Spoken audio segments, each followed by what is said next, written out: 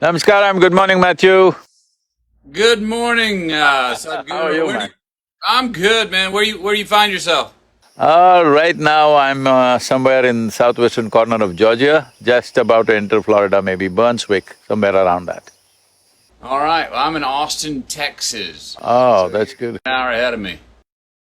Yeah, but you look at my background, it looks like I'm in Amazon forest. Yeah, man. I knew you were somewhere where it's fertile and a bit jungly. Yeah. Uh, you going around on the book tour? Yes, meeting people, talking, doing a little bit of, meeting people, that's it. No major events because pandemic, no assemblies, but just individual people. That's my last year. I wrote a book, Greenlight, to put it out, and I did it all virtual. It was all this for a year. There were some people that I missed being there in person, but I must say that in a lot of ways, this way of communicating is very intentional. I mean, because I was in Milan, Italy at 9 a.m., London, England at 10, New York at 11, LA at 12, and when What the kind LA of jet, meeting was what over kind at of 1, jet I was do you having lunch use, with my Matthew? family. What's that? What jet do you use? This jet. That's what I mean. And I was like, look, I was all over the world, and I was done at 1 o'clock. In 30 seconds, when I was done, I was having lunch with my kids. I was like, this system's okay. I kind of like this in ways. I think in 2020, probably I've done 4 times more work than I would normally do traveling. Yep. Literally. Yeah. Still finding time to get on your motorcycle. Yes, but right now, this trip I'm driving a truck with a small camper, so not entering any hotels or homes, just living on the truck, cooking for myself and managing things. I've got 4 Airstreams, Uh-huh. and I'm in one of them now in my backyard, and this is what I take on the road right here, and this Okay. particular Airstream. I got something that can go off-road, a little small, not very… that way it's not big as an Airstream, but this will go where you want. Nice. Nice.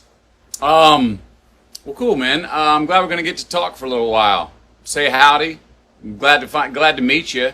I got a friend of mine, Mark Benioff, who's turned me on to you. He's an avid listener of yours. How's Mark? Is he in Hawaii or in California? No, he's over further west, Hawaii. Yeah, Hawaii, that's what I asked. He told me Yeah. last time he was in Hawaii. Yeah. Yes. He's doing good. He's the one who turned me on to you. Thank you. Yeah. I'd love to ask you a few questions. We'll get some conversations about all this good stuff. Your opening on karma, and we could spend hours talking about this because this is my juice here when we say like, lift the haze of the contradictions. Let's talk about some haze lifting on the contradiction. There's a symbol to me that has meant a lot to me. It comes from the Bible, Matthew 6:22. It's the mandorla, and it's saying that, and even Ralph Waldo Emerson talks about it. We talk about future and past. We talk about heaven and hell. We talk about good and evil, and we see these contradictions that butt each other.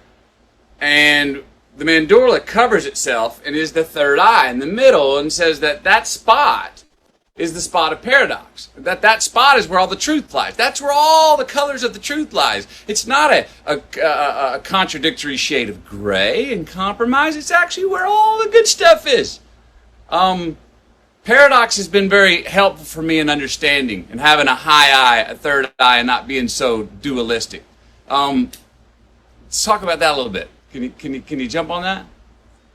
Yes, Matthew, what is contradictory is essentially in the psychological space of the human being. In reality, existentially, nothing is contradictory, everything is complementary to everything else. Is the day contradictory to the night? No, it is complementary. If it was all day, you wouldn't know what is night. If it's all night, you wouldn't know what is day. So essentially, human perception itself, because it is through five sense organs, it can only always perceive only a part of it. See, if I show you this part of my hand, you cannot see this part. If you see this, you cannot see this. This is the nature of all our perception. All the five senses are able to perceive only with the context, otherwise they cannot. So because of that, because we are fed with this kind of part information, our mind tends to think that everything is contradictory to everything else. Man is contradictory to woman, night is contradictory to day, light is contradictory to darkness. No, they're all complementary to each other. It is just that because our perception is so fragmented, five sense organs are made that way. These sense organs are only good for survival process. If you want to know, they are no good. They are only good to help you to survive on this planet. That you can do by perceiving things clearly through your sense perception. If you want to know life the way it is, if you want to know this phenomena of life the way it is, you have to go beyond your sense perception. In a way, the entire yogic science is all about this. Even the karma that we are talking about is all about this, because all the karmic inputs are in this sense, bits and pieces of information out of which we are trying to make something. This is like a child starting to, let us say, we give him a 1,000,000-piece jigsaw, he puts 4 pieces together and says, here I got it, this is a bear, all right? But there are 1,000,000 other pieces that you have never seen. So, looking at life in pieces through keyhole visions makes everything look like one is against the other, but in existentially nothing against anything else, because as we sit here, see, that is your body, this is my body. This is my mind, that is your mind. What you call as my body, what I call as my body is what I have accumulated is my body, what you have accumulated is your body. What I have accumulated in impressions is my mind, what you have accumulated as impressions is your mind. But there is no such thing as my life and your life. This is a living cosmos. You have gathered a little bit, I have gathered a little bit, we're enjoying that. The privilege of creation is, the magnanimity of creation is that though we are really nothing in this existence, it has given us an individual experience, which is a tremendous, tremendous privilege. Unfortunately, human beings are not able to appreciate or understand this privilege. Though you are not even a speck of dust in this cosmos, you have an individual experience. You can look at it from your own end, as if you are a whole universe yourself. But if you take this individuality too seriously, everything will be contradictory. Once it's contradictory, as you get more invested in these contradictions, conflict is a natural outcome, you know. Yes, heard. You know, you said in your book, destiny is what you create for yourself, fate is when you fail to create your own destiny. I am a believer in responsibility. I heard that you don't drive through the red lights. I've run a few red lights. All right, but again, I say, you know, if for people that say, "Oh, it's all fate," then I always I half jokingly say, "Okay, then run all the red lights, see what happens." I mean, I believe that the prime mover or God, whatever, or life, that once our hands on the wheel, saying we are self-determining creatures. Don't just take the hands off and just completely, inshallah, the whole existence of going through the world. So there's a responsibility and fate, I think, and there's the fate of responsibility, and is that sort of what that line's saying? Destiny is what you create for yourself. Fate is when you fail to create your own destiny. That would be, there's a fate of responsibility. Fate is a fact in waiting. Fate is a destiny unattended. You did not attend. You did not attend to certain aspects of your life. So they will go by the tendencies that exist within you or by the social situations that are happening around you. So if you allow outside situations to simply happen the way they happen, largely it'll happen to all of us reasonably the same way if you're living in the same place. But destiny means you take charge of it. And though Many times we may not be able to change all the physical situations around us, still we can change the way we experience it, nobody can stop us from that. What is your life is essentially the way you experience it. What is your life is not in terms of what you have around you. What your life really is the way you experience it.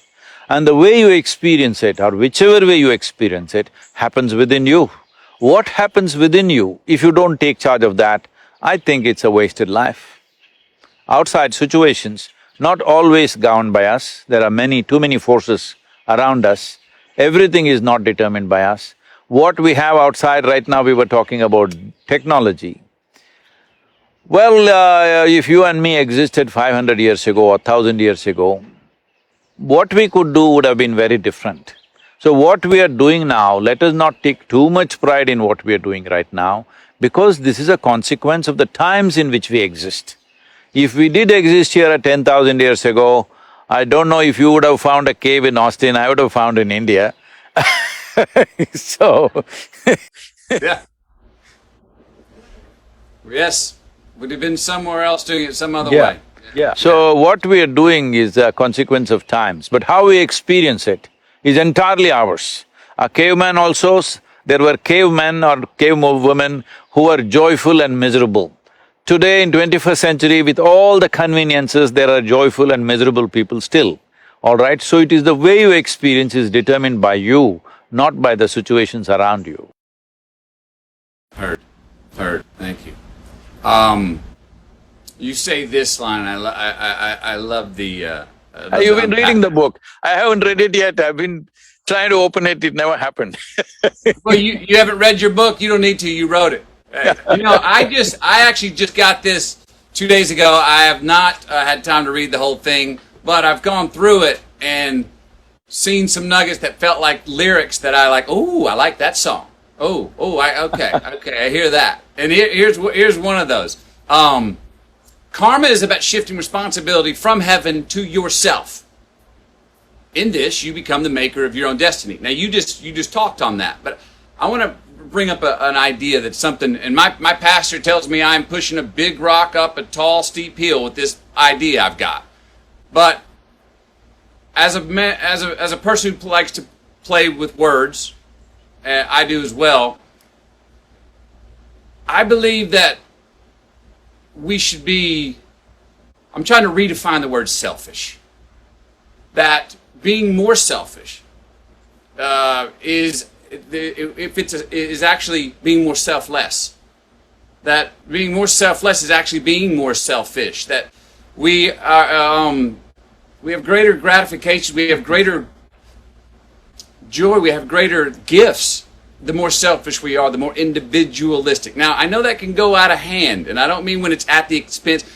I don't mean selfish at the expense of excluding a lot of people or making contradictions. But I'm trying to redefine the word selfish. Let me redefine the selfish for you. See, there is nothing here in your experience without involving yourself. So you do not know life without yourself. Only because you exist, there is life. If you did not exist, what do you know about life? There is simply no possibility. So selflessness is just an idea, a futile idea. The only way you can exist here is selfish. The question is like this, for somebody selfishness means it's all about themselves as an individual. For somebody else, it's for him and his family. For someone else, it's him and his community. For someone else, his selfishness for him and his race or religion or nationality. I'm saying, why are you stingy about your selfishness? Why don't you be absolutely selfish? Why don't you make your selfishness cosmic, at least global? What is it selfishness means? I want to be well, I don't care what's happening to you. Why don't you make your selfishness like this? I want every creature on this planet to be really well. And once you have set this course for yourself, it's not that you're going to solve all the problems, at least you'll be doing your best. And this is all a human being can do. That the question is only about, are you doing everything that you can do or not? Because in our lives, if we do not do what we cannot do, there is no problem.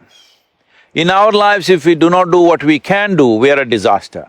So my express mission is to see that every human being is doing everything that they can do with a sense of inclusiveness. Selfishness is the only way you can be inclusive. What does selfless mean? What does selfless mean? You'll stop breathing, is it? I'm saying it's just an idea which has never happened. It is just a foolish idea. There is no such thing as selfless because the very basis of your experience is self. Yes, yes, yes. Question is your selfishness inclusive or exclusive? That's all. Voila, voila. Now don't be stingy with your selfishness. Yeah. No, don't be stingy with selfishness. At least with selfishness, be generous. Yes. You know, you obviously have a great sense of humor. I've found that sense of humor if is something that one, it's been a great tool for sometimes unlocking those contradictions for me and other people. But often it's seen.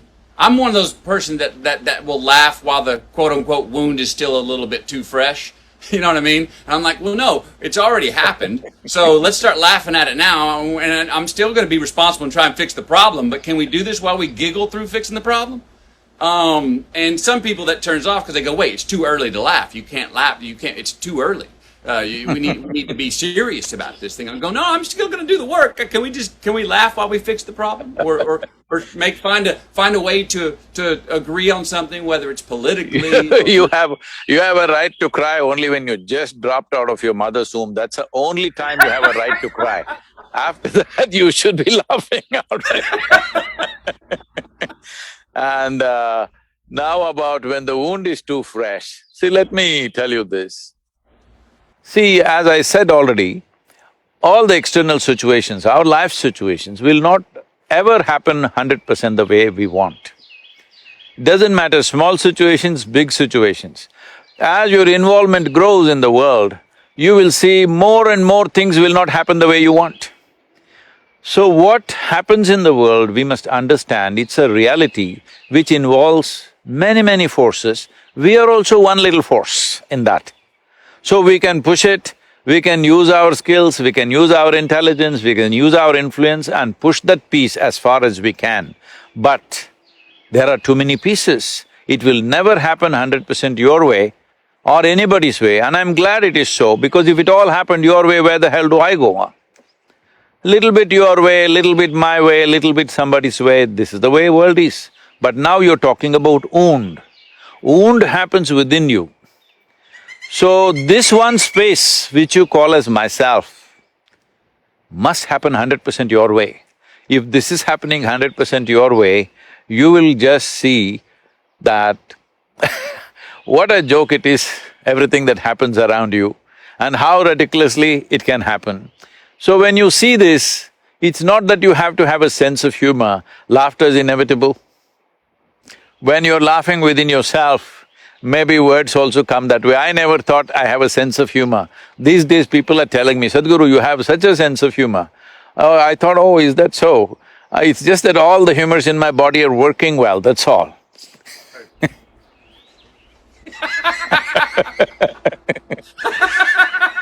Let me tell you this. This happened, Shankaran Pillai once had a franchise for Radio Shack. I think Radio Shack is closed down now, if I'm right. Is it closed down or still on? I think they did. No, I think they did. Okay. I think you're correct. So he used to have a franchisee-ship for a Radio Shack. So one day he ordered a particular component. Looking at the catalog, he saw it is… he wanted a component which is 669 number, he ordered. And the component arrived after a few days. He looked at it and they had sent the wrong number. It was 966 they had sent. He wrote back to them and furious, you sent the wrong part. They said, just turn it around and see. Most of the time life is just that. You're seeing it one way and freaking, turn it around and see, you will laugh at the whole thing. Just flip it over, yes. Or say it back to front, what makes sense, the foot's on the other shoe. in my in writing my book, I noticed ways that I got what I wanted in life, ways I got what I was seeking, and I was very clear, even going into writing it, about there have been many things where I've engineered the success, that I have set the goal, that I said where I wanted to go and went to it and attained it as a traveler. Okay? Set goals and go get them. But I was surprised at how many times that I've found and got what I wanted or succeeded when I was looking for what I did not know what the hell I was looking for. When I was like, I'm going to go seek it. Those are the best times, huh? They're awesome. The one-way tickets, with no return ticket to go on a walkabout. Going, I don't know what I'm... You don't do walkabout in America. You need to go to Australia to do walkabout. I've done the walkabout in Australia. I've done the walkabout in Mali, Africa, and Peru, the Fugamundi. Yeah. And those times, I got what I needed. But I didn't know what I was looking for. I just put myself in a position to get rid of all the frequencies that I was having in my Western world and my busy life. I wanted to go someplace where nobody knew my name, where I didn't speak the language, where time was going to run way too slow for me until I got on time, and then all of a sudden realized that, I feel the rhythms of this place. I'm enjoying my own company. Because those trips for me, the first 12 days, I do not enjoy my own company. If you do not enjoy your own company, that means you're in bad company, obviously. Well, it takes 12 days. I think there's a value if you don't enjoy your own company to go, that's why I need to spend more time with myself then, so we can work it out, because I'm the one person that I can't get rid of, so let's work this stuff out. But after about 12 days, on around the 16th day, around the 12th day, I have a breakthrough where I'm like, okay, I've shaken off my demons, I've pulled off my talismans, I'm a naked child.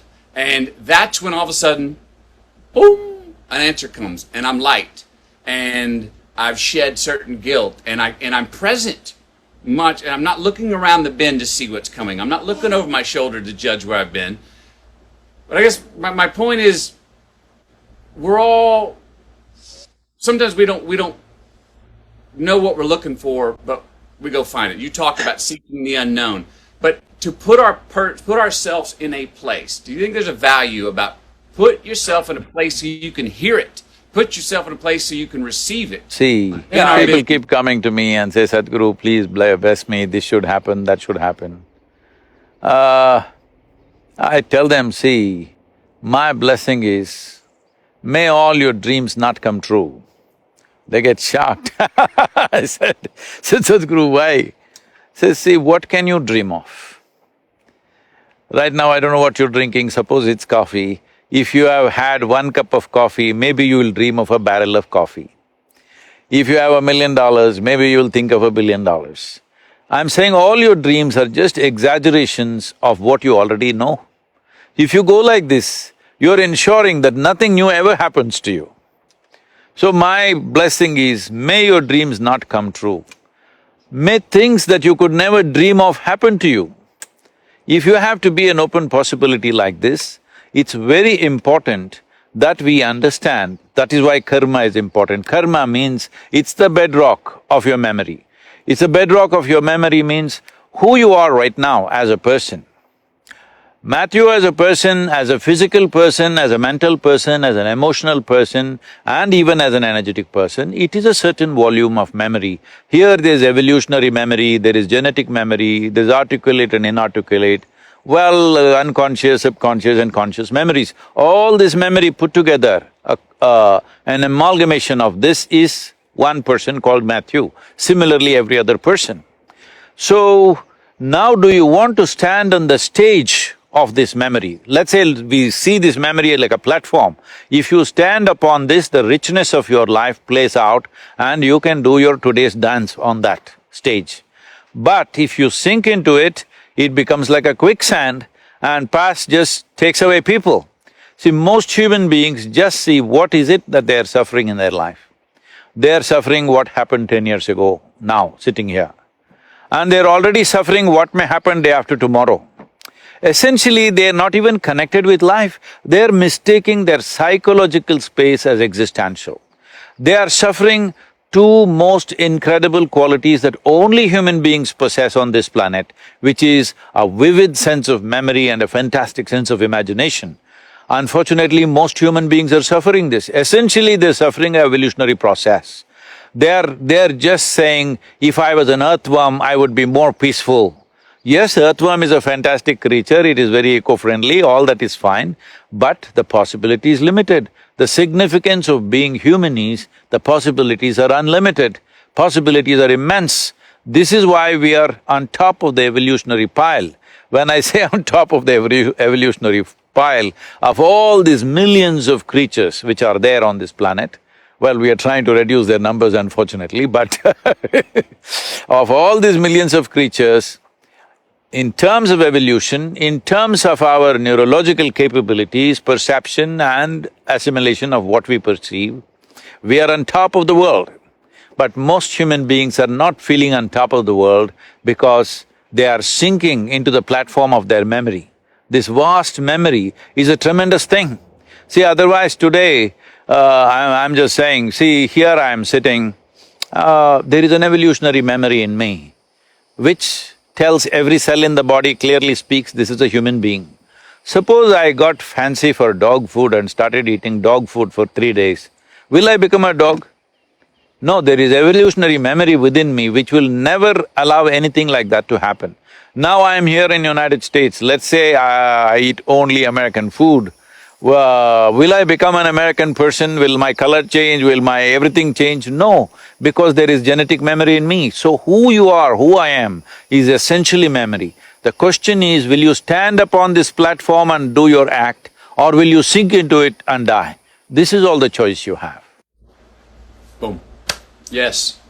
Yes. You say, I hope your dreams don't all come true. I love that. Don't say that, don't tell everybody, they will curse me. But listen, but tell me, here's what I hear when you say that. We're such a result-oriented people and culture. I gotta have my result. And we if I just get to the top of that summit, I'll have the ta-da moment. And we get to the top of the summit, we see it's a false summit. There's millions of more summits on the other side. You keep climbing, and there's another one. There's not a ta-da moment where we go, I've got it, all figured out. I think we get caught up so often in short-term gains, in short-term return, choices that give us short-term return on our own investment, us. And we're not making choices that are going to buy us delayed gratification, not only longer in this life, but after we're gone, for our kids and our grandkids and our great-great-grandkids. So it's all a process, is what I'm hearing from that, and how I'm choosing to take that line. It's all a process. Enjoy the process. You do not ever get there. That's the point. That keeps it a game, because if you got there, the game's over. See, the finish line, everybody is interested too much in finish line, especially in the Western world, they think finish line is everything. If you're so interested in the finish line, do you understand what is the finish line for life? You want to cross it quickly, is it? It's ridiculous. Ridiculous. Everybody wants to live.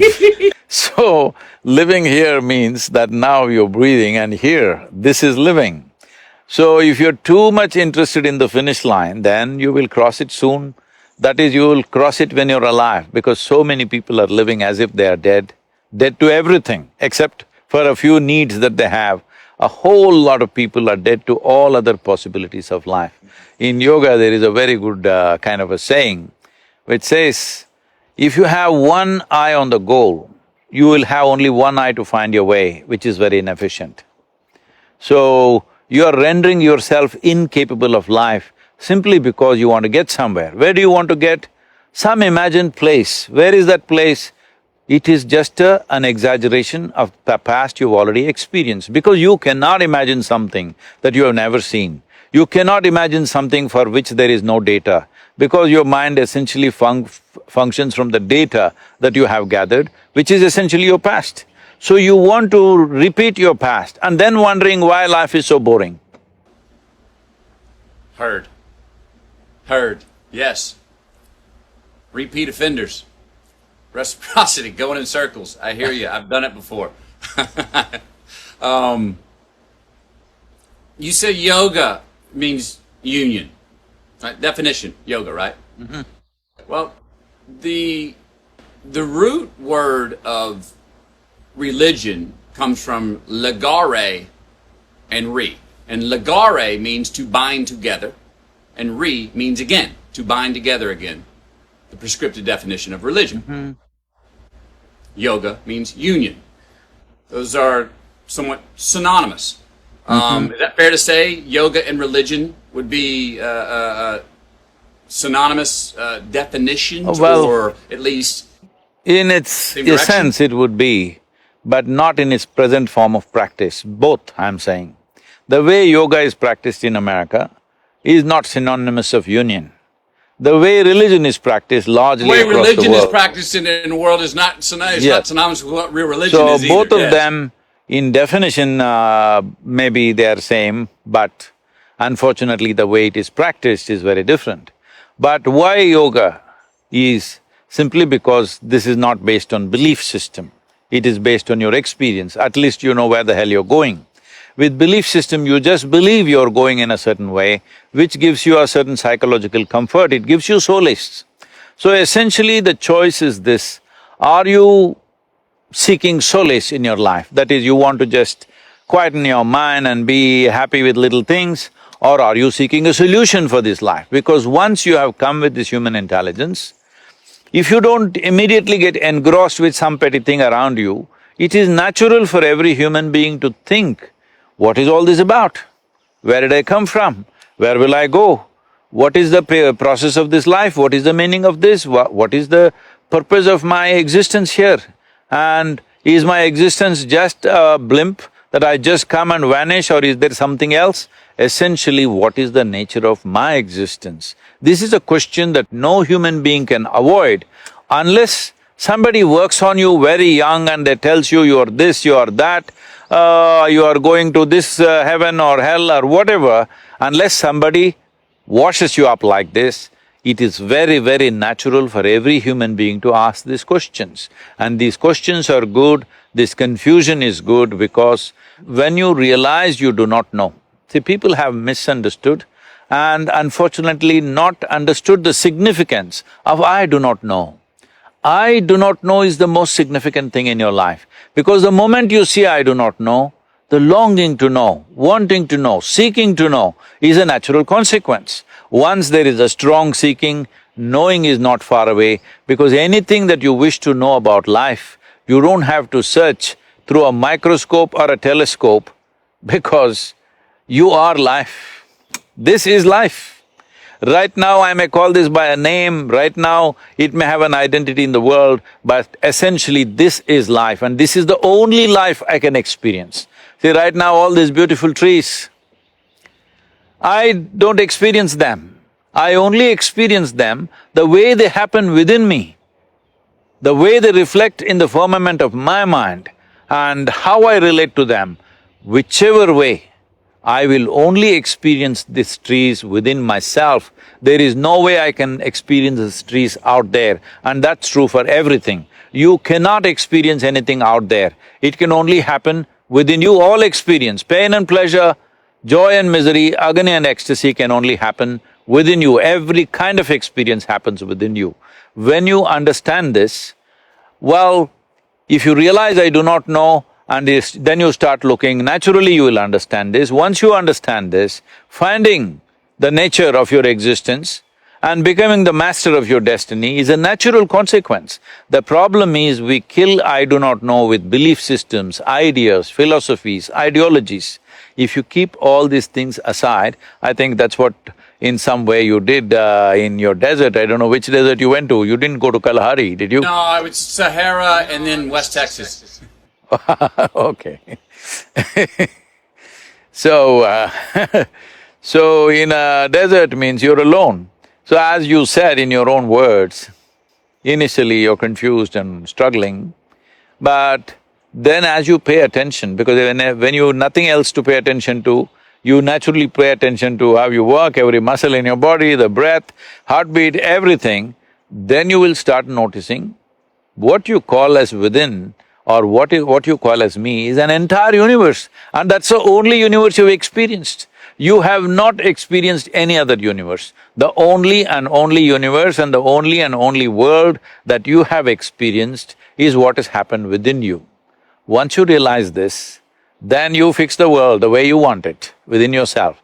Outside world, we do our best. So you think it's the outside saying, because I've gone through that, well, man, I felt like I had to be in the know. Only recently have I shaken hands with the fact, no, I love to be in the know. I also want to be in the know of what I don't know. And like, I want to know what I don't know and know that I do not know. And saying, oh, that's a good thing, Matthew, was what I'll tell myself. So, but do we not give ourselves enough credit to, or is the I don't know is like a blind spot? It's like, whoa, I don't know. No, no, I know is a blind spot. Let me clear this. I know is a blind spot. See, right now, let's say you're driving, a truck was coming behind you and you saw it in the mirror. So do you see what is behind the truck? So you know there is a truck coming, but that's a blind spot, it blocks everything else. So right now you think, I know, that's like a blot in your brain, it doesn't allow you to see anything else. If you see I do not know is not about things around you. Fundamentally, see, you and me are sitting here talking long distance. We're sitting on a round planet, the damn thing is spinning all the time and also hurtling through the space at tremendous speed.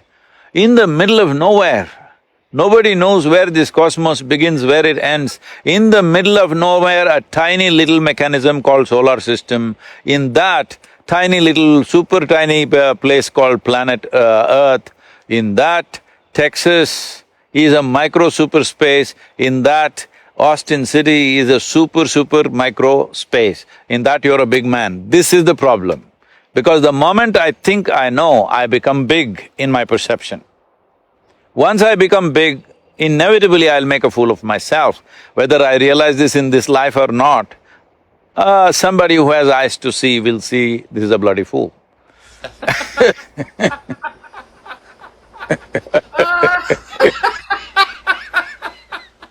Yes, love it. I know is a blind spot. Heard.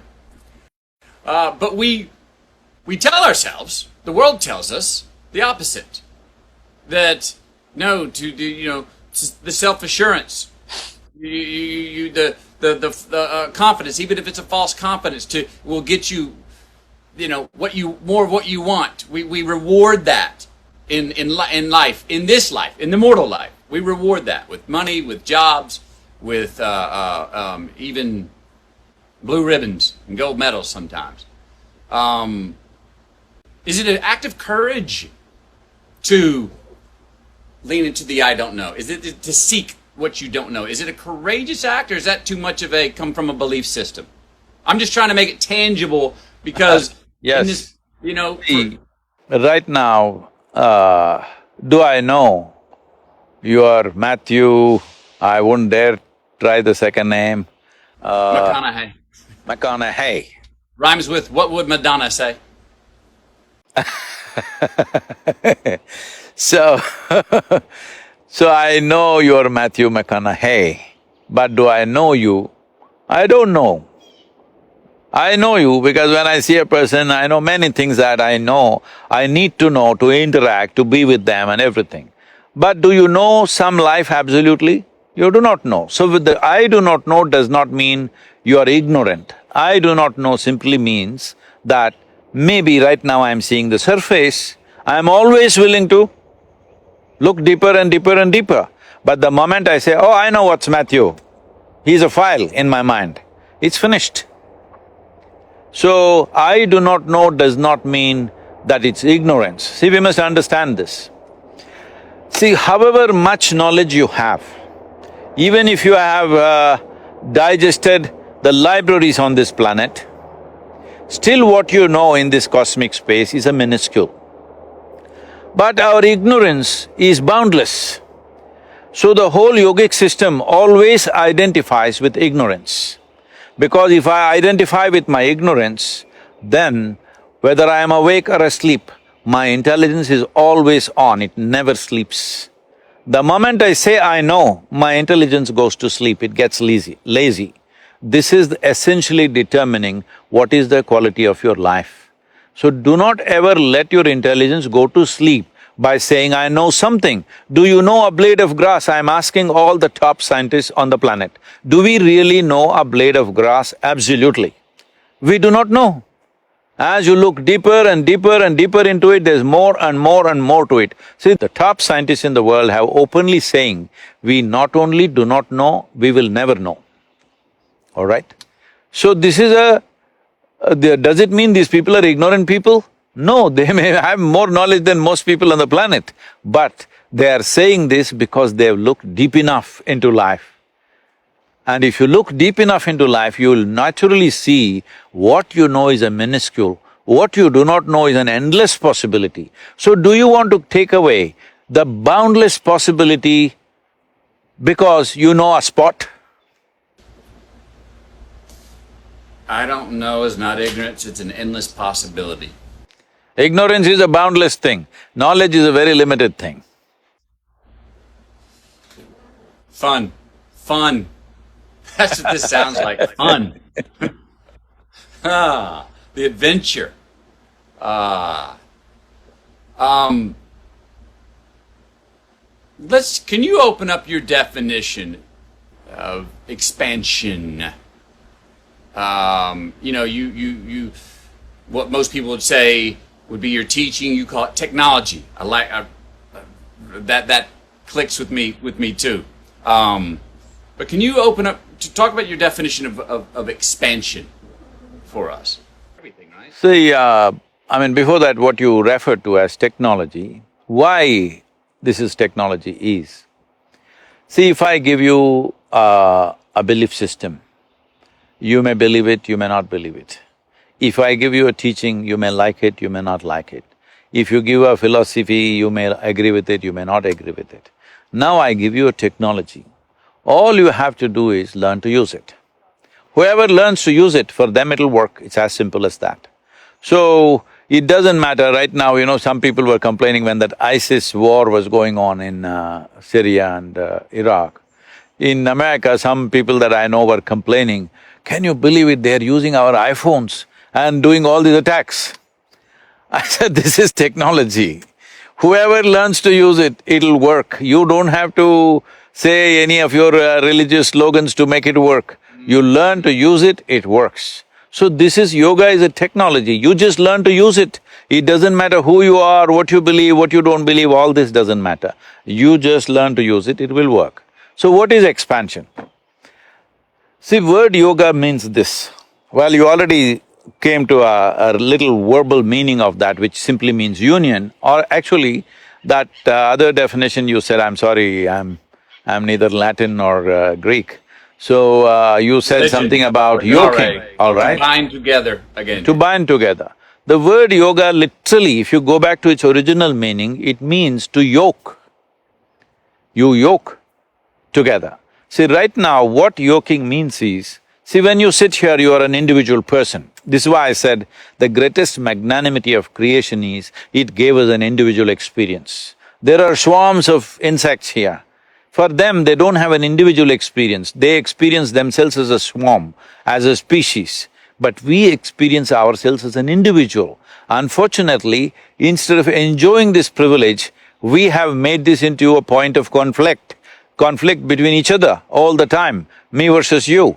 But this is the greatest privilege that we can sit here. I want you to just imagine, suppose you looked at you or me from, let's say, Galaxy Z.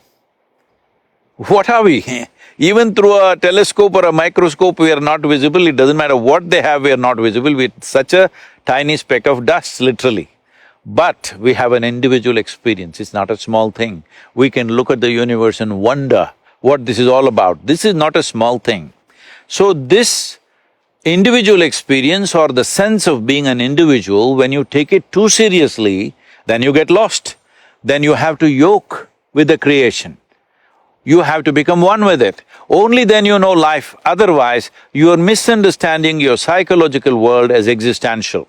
Right now, this is all the problem with human beings. Somewhere nature trusted that if we give you so much intelligence, you will make the best out of it. Tell me, Matthew, in your experience or in anybody's experience, does intelligence spell solutions or problems? Intelligence means solutions, isn't it? Unfortunately, today it's human intelligence which is causing all the problems, simply because we are too stuck with our individuality. We don't understand this is just a privilege. Tomorrow morning if they bury us in the land, we will become one with everything, all right? All this countless number of peoples who walked this planet and they also thought they are great people, where are they? All topsoil right now. You and me also will be topsoil unless some friends choose to bury you real deep, thinking you may raise from the dead, you know fearing rather.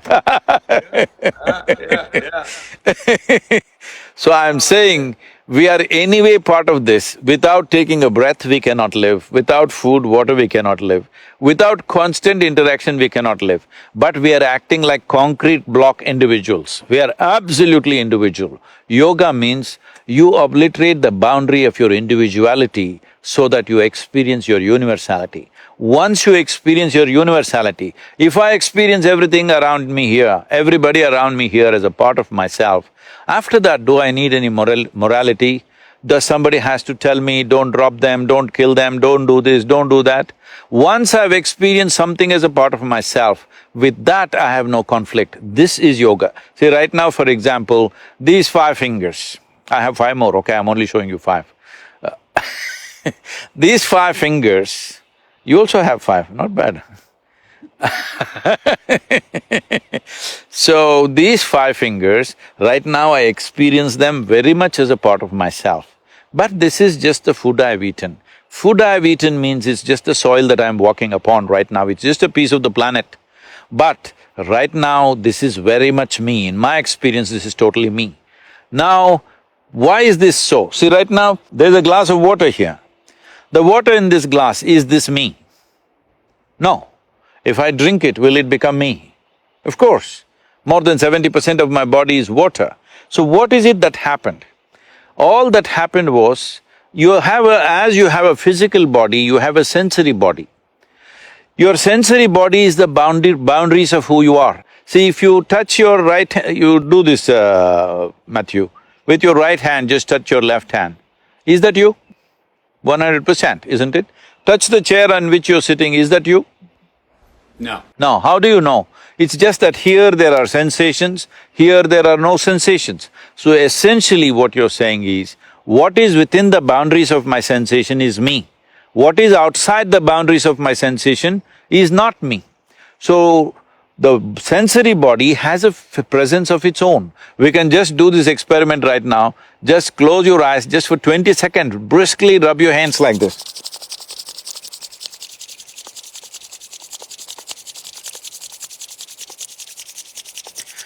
Hold them about 3 to 4 inches away from each other.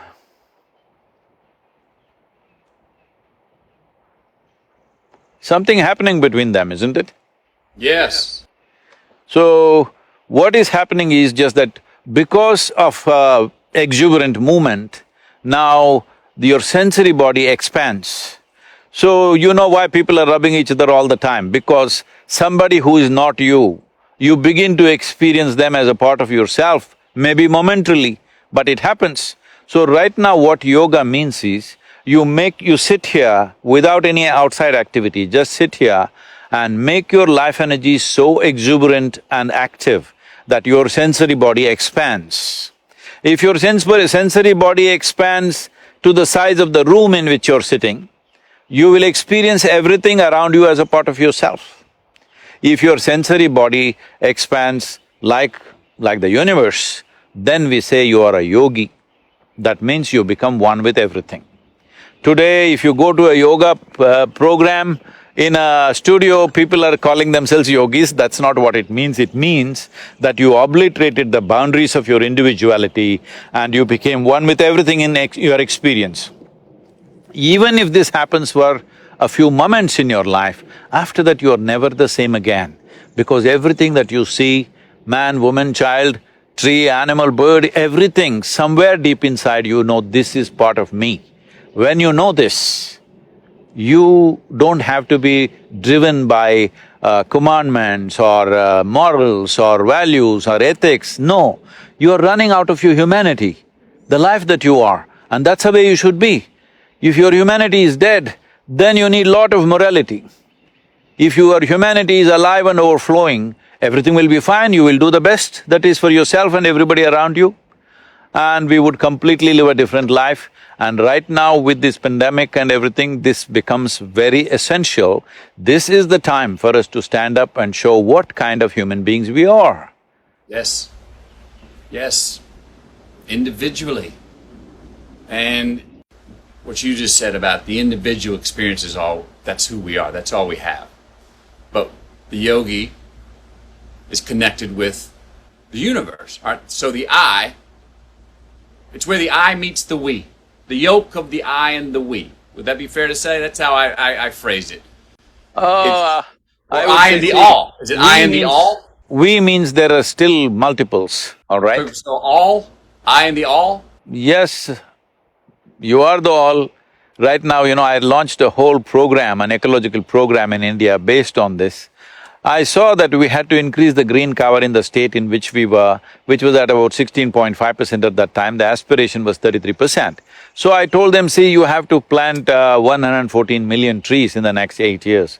They rolled their eyeballs and said, how is that possible? Do you know what is 114 million? How can we plant that many trees? So I told them what is their population. It was about 62 million. I said, if all of you plant one today and one more after 2 years, then it is a done thing. Only thing is all of you will not participate, that's the whole problem. So I made a simple process, I made people sit under trees and made them breathe. I set up a spiritual process for them where I clearly made them experience, see what you exhale, the trees are inhaling. What they exhale, you are inhaling. Literally 1/2 of your breathing apparatus is hanging out there. Once they felt this experientially, you can't stop them, they're still planting trees all over the place. Today, we have planted millions of trees and it's still going on. Right now, our goal is to plant 2.42 billion and Mark Benioff came in between and now he's telling me trillion. Yes. What's after that? Is there such thing as the zillion, or does it go straight to Googleplex? No, after that, one day to be buried under a tree so that you become good manure for one tree at least. Because that's all the flesh I carry, only for one tree. So question, so you have that experience, which you said would last about 4.5 hours when you were on your rock with your favorite tree growing up through the crack, and you had that experience. How many years ago was that? That was when I was… that was 1982. So 82, so 21 and 18, 31, years. 41, 39 years. Here we go. So, I think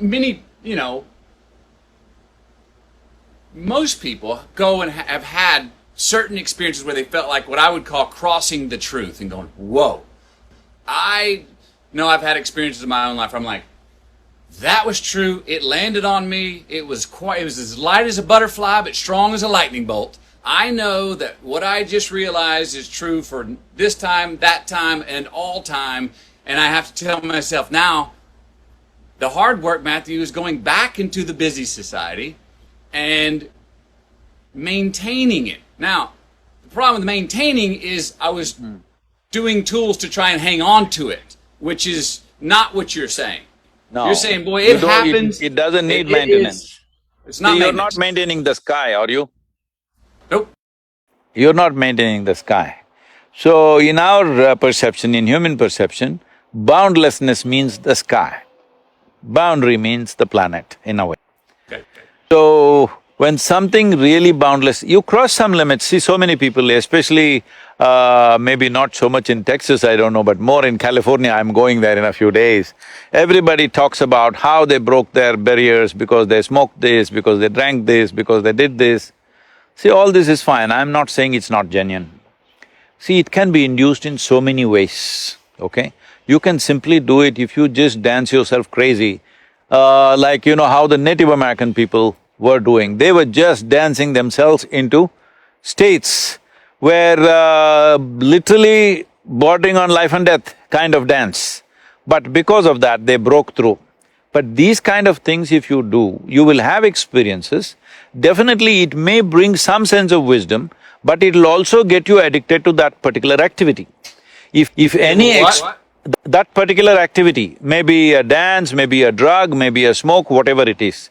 I'm saying if you create any experience within you with a certain physical activity, naturally you will get addicted to that physical activity. It may be alcohol, it may be drug, it may be sexuality, it may be adventure, it may be jumping off the mountain. For different people, it may be different things. But essentially you will get addicted to the activity because you see that activity as the source. Now, this is what is significant about the yogic process, that there is a step-by-step ladder if you climb, then after that, without any activity, sitting in this space, you can be in that state. Once that happens, there is no maintenance. Voila.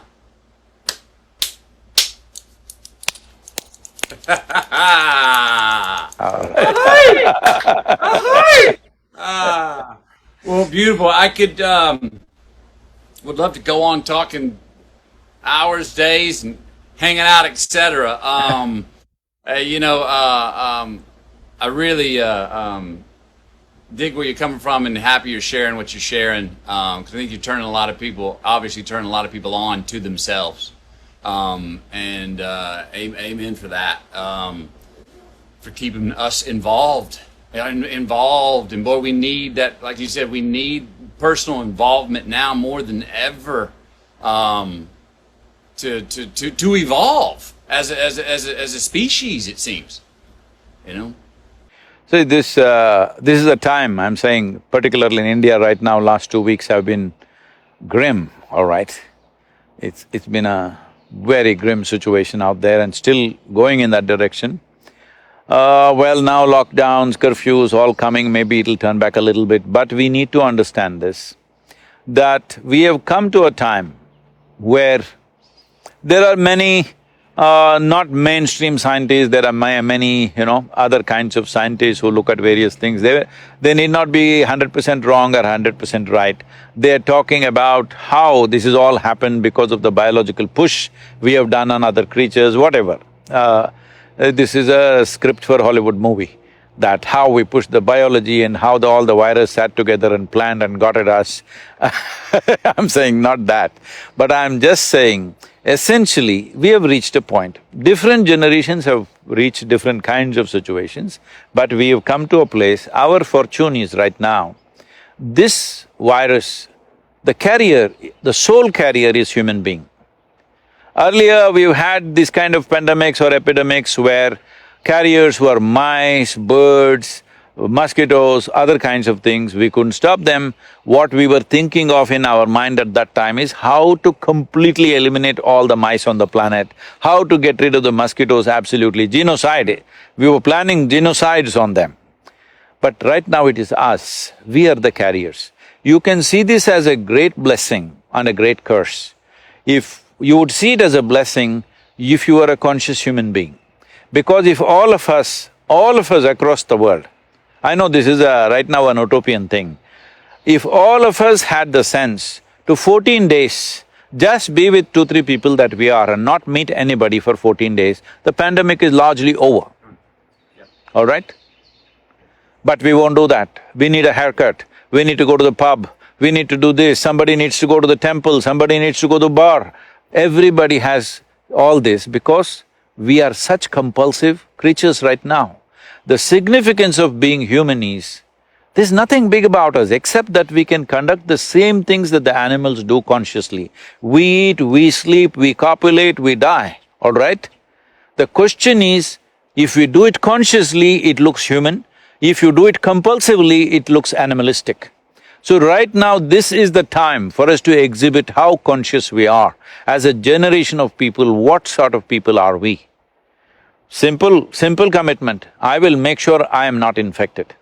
But if it so happens I'm infected, I will ensure it will not go to one more person. This much commitment if we take, it's over. It's a small, short-term inconvenience for long-term freedom. And also, we are too committed to our lifestyles, we are not committed to our life. We think our lifestyles is life. No, lifestyles is a consequence of time, in the times we are in which we are living. Life is the real thing.